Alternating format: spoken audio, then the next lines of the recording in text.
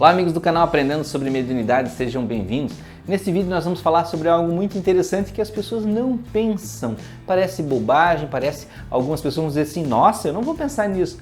Mas é o nosso preparo para a passagem, o preparo para a morte, o inevitável, algo que um dia, em algum momento, vai nos acontecer. Vamos falar sobre isso?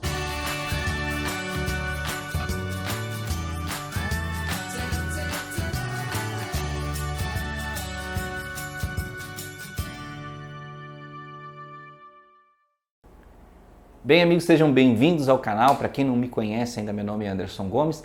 Se você está assistindo pela primeira vez, assista o vídeo, curta se gostar, se inscreva no canal, que é muito importante ter você como inscrito, você não paga nada para isso, né? E bem, nós vamos falar, não esqueça das nossas redes, nós temos lá página do Facebook, grupo no Facebook, é muito fácil, é só ir lá no Facebook procurar Aprendendo sobre Mediunidade e vai aparecer, né? Essa minha carinha, para você ali na sua rede social e você vai poder seguir. No Instagram também temos o Anderson Gomes Real, você pode procurar lá e acompanhar no dia a dia, a gente coloca algumas mensagens lá para você. Bem, então vamos falar sobre esse preparo, né? Esse preparo para a passagem, que nada mais é, falando duramente, o preparo para a morte, né? Por que nós precisamos fazer isso? Será que nós precisamos fazer isso? Será que nós precisamos desde já? Alguns não estão pensando assim, eu sou tão jovem, eu tenho 15 anos, tenho 20 anos, 25 anos, 30 anos, por que eu vou me preocupar com isso? Bom, quando nós nascemos, nós começamos a morrer quando nós nascemos.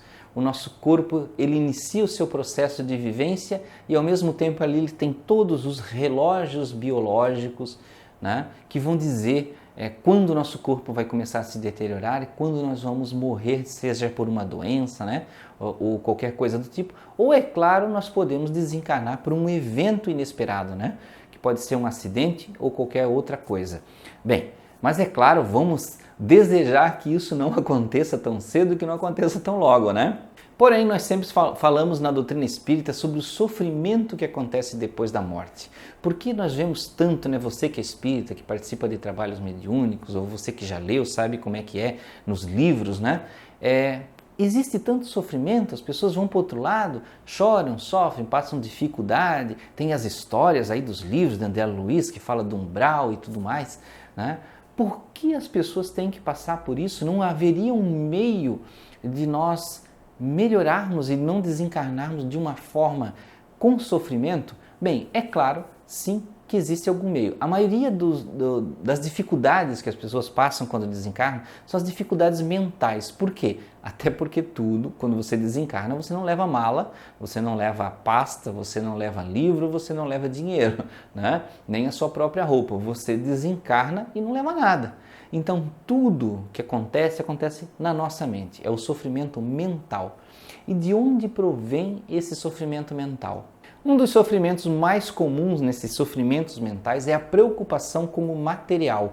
É o apego que se tinha ao material.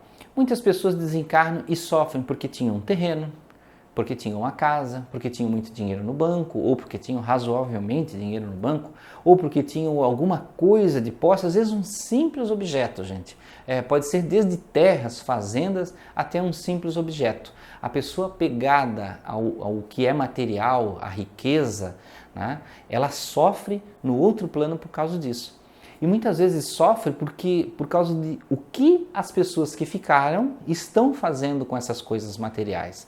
Porque às vezes voltam para o lar em sofrimento e ficam observando a família dividindo os bens, aí fica com raiva porque o filho está gastando mais do que achava que devia gastar, porque aquele está tomando posse do que não era dele, né? Então é realmente, quando é em grandes escalas assim, é ganância. A pessoa sofre por causa do que tinha de dinheiro, que tinha de bens materiais. E às vezes um pouco menos por causa de certos objetos, coisas simples. Pessoas que ficam com raiva simplesmente por causa das suas roupas, que estão sendo doadas, que estão sendo divididas ou descartadas, né? Então vejam, quando nós desencarnamos, nós temos antes que programar a nossa mente para o desprendimento material, para o entendimento que as coisas que estão aqui vão ficar. Vão ficar, simplesmente. São bens, elas têm que ser aproveitadas por outra pessoa. Né? Nós não podemos simplesmente, olha, vou me programar aqui, quando eu morrer, eu vou pedir para queimar tudo, para que ninguém use. Gente, isso seria uma ganância extrema. Né? Então, todo recurso que existe no mundo e nós produzimos e nós construímos durante a vida, nós temos sim que deixar para as outras pessoas, dividir com as outras pessoas e, se possível, se nós já estamos num estágio da vida, num certo estágio, procurar já deixar isso escrito, deixar isso determinado, conversado, entendido com os entes queridos, né? Conversar, se você tem posses, se você tem bens, conversar já, fulano, você vai ficar com isso, esse com aquilo, já vamos escrever aqui no papel, para que quando você desencarne não tenha, além do seu sofrimento, sofrimento dos parentes lá, brigando pelas coisas que você tinha, né? Que isso é muito feio, isso é muito ruim. Então, pensem nisso, programar a questão material, não só o desapego, como saber deixar isso organizado para o pós-vida. A outra questão que também traz sofrimentos, né? Claro que podem haver muitas detalhadamente, mas é o relacionamento. Como você se relaciona com as pessoas, que pode ser aquele relacionamento de muito apego, de posse, né? Então o marido, por exemplo, desencarna, mas ele quer voltar para o lar desencarnado e ficar perto da mulher, né? Porque ele sente posse dela, ele acha que ela pertence, ou vice-versa, a mulher também que faz isso, namorado, ou às vezes filho, não, eu vou voltar porque eu tenho, né, que ficar ali organizando. Aí existe a pessoa que deseja ficar perto pelo desejo de controlar.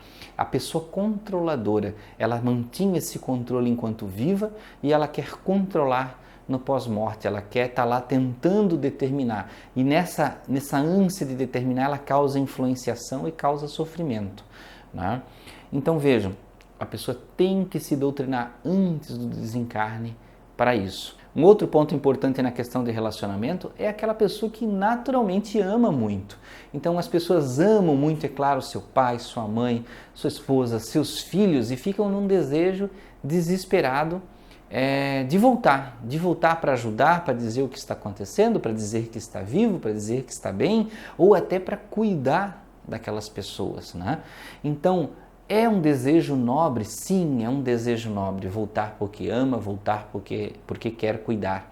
Só que quando você desencarna nesse estado de sofrimento, você voltar não vai conseguir fazer nada, você vai causar mais sofrimento do que ajuda. Você vai causar entristecimento, depressão, você vai causar uma rede de influenciações na casa, na família, que vai acabar prejudicando. Então, o que nós precisamos fazer na questão do relacionamento é buscar resolver esses relacionamentos, né? Entender que nós não temos posse, que nós não controlamos, que as pessoas estão ali no seu livre pensar, né? E elas vão precisar continuar a sua vida depois que nós desencarnamos. Nós temos que compreender isso, né? Nós temos que libertar essas pessoas. E em respeito àquele que nós amamos, se você ama muito, se você tem desejo de cuidar, desencarnou e ficou o seu filho, você tem que entender, se eu voltar, eu preciso voltar para cuidar. Se eu voltar, eu preciso voltar para amar de verdade. E você precisa fazer isso com saúde, com determinação e com conhecimento. Se você voltar num padrão, parece até que eu estou doutrinando já o desencarnado, estou falando se você voltar. Não, estou falando para você que está reencarnado, mas se tem o desencarnado aí ouvindo do seu lado, que você ouça então, que você compreenda. Então veja, se você ama muito e você quer voltar, você precisa voltar com saúde. Você precisa voltar com compreensão. Então vá com os espíritos superiores, busque ajuda, né? Peça para ser auxiliado, para você melhorar, ser tratado, cuidado, recebido.